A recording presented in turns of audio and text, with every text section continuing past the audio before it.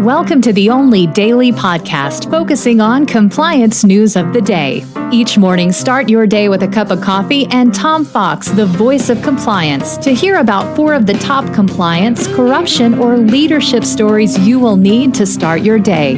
The Daily Compliance News is a production of the Compliance Podcast Network.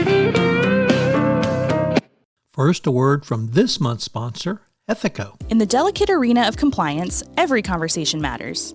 Traditional methods can leave callers feeling unheard, but Ethico changes the game. Our empathetic interview technique reshapes compliance calls into powerful, compassionate interactions, ensuring no crucial detail is missed. It's about creating a conversation that matters, that resonates, that makes a difference. Be the change in your compliance approach. See the transformation for yourself at ethico.com/CPN. Book a demo, try our free ROI calculator, and explore the white paper by Tom Fox, The ROI of Compliance. The Daily Compliance News for August 5, 2024, the Department of Misery edition. And we begin with that story from the New York Times, which asks, is human resources making you miserable? Well, maybe so, and maybe you're irritated by new initiatives which regularly emerge from HR, which never seems to run out of new initiatives. But the HR is really getting a very bad rep, and obviously management may not trust HR, but employees don't trust them either. So what's the problem? Well, the problem is the pandemic, and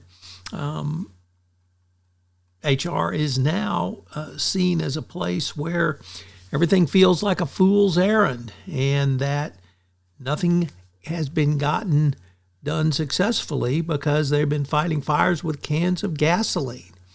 So part of the frustration is that everything has become notably less civil, which means HR is being called in to referee disputes. What about guns in the office? Well, in the great state of Texas, you got a big problem. So it's not HR's fault, but they're taking the brunt of it, and management needs to try to turn the corner.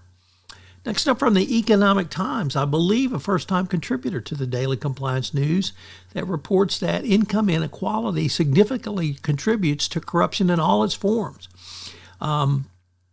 both in business and government. There's corruption is defined as a use of public office for private gain, but this definition leaves out corruption within businesses, like insider trading. So corruption has risen following globalization as the natural resources have become more valuable, and regulatory agency licensing have also become more valuable. So corruption shows a rise in distinct but overlapping manifestations.